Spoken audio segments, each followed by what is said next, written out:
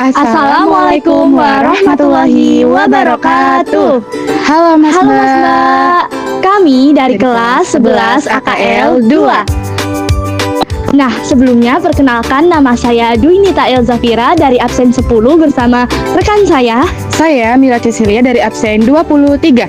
Jadi di sini kami akan mengajak mas-mas semuanya untuk mengeksplor ada apa aja sih di dalam Keraton Kacirebonan. Nah, di sini juga kita dapat mengetahui siapa sih pendiri tokoh Keraton Kacirebonan, serta di mana sih tempatnya, dan juga bagaimana sejarahnya.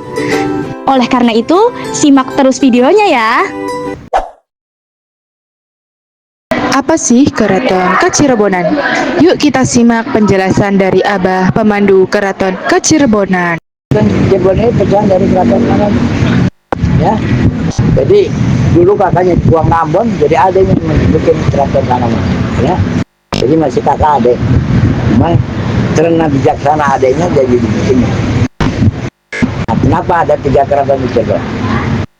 Dulu Sunan Gunung Jati memerintahkan putra bungsunya Penembahan Girilaya untuk ditugaskan pada zaman Amangkurat Sultan Agung Mataram, ditugaskan oleh ayahnya untuk membantu di Mataram.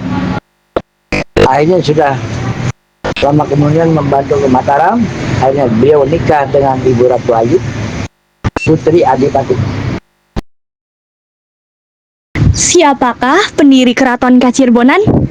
Mari kita simak penjelasan dari Abah Pemandu Keraton Kacirebonan. Setelah pertempuran selesai, istrinya Pangeran Raja Kanoman ini, Sultan Muhammad ini, adalah Ibu Ratu Raja Lasminingkul, menghadap ke Keraton Kanoman meminta dibuatkan keraton. Akhirnya melobi beliau sampai adanya membangun Keraton Kacirebonan ini. Nah, ada di mana sih lokasi Keraton Kacirebonan? Jadi lokasi Keraton Kacirebonan ada di Jalan Pulau Saren nomor 51 Kecamatan Pekalipan, Kota Cirebon. Kapan diberdirikannya Keraton Kacirebonan?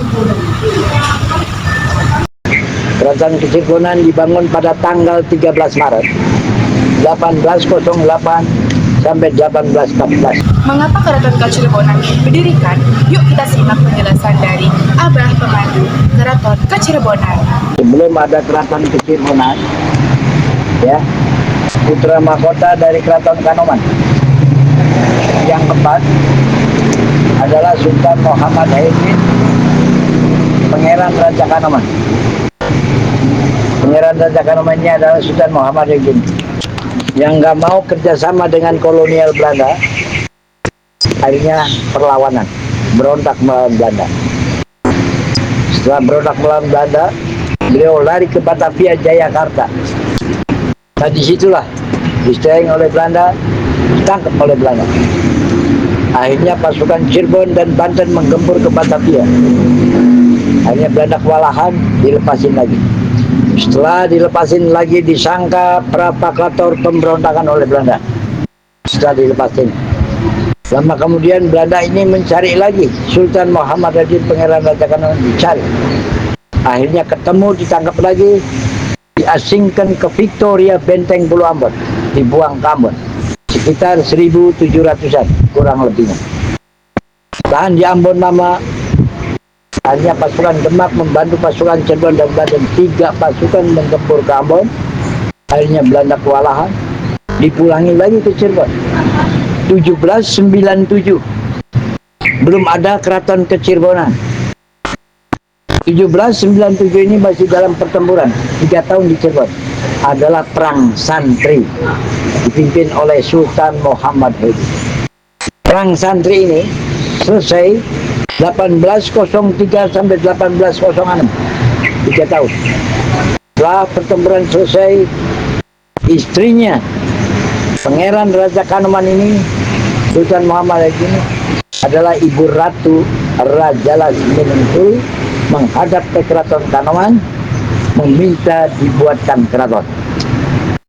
Bagaimanakah sejarah Keraton Kacirebonan diberdirikan?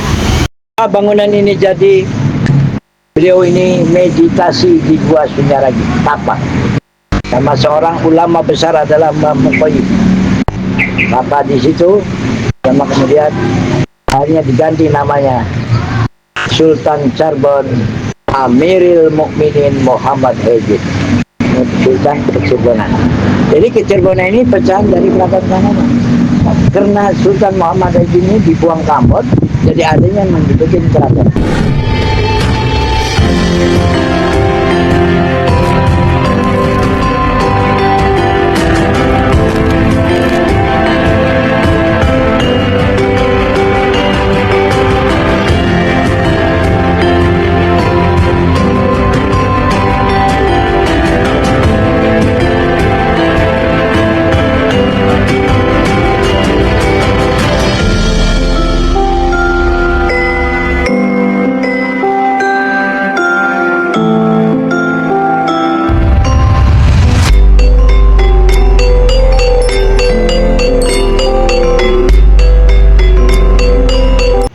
Nah, dapat kami simpulkan nih Mas Mbak, dari perjalanan kami ke Keraton Kecirebonan.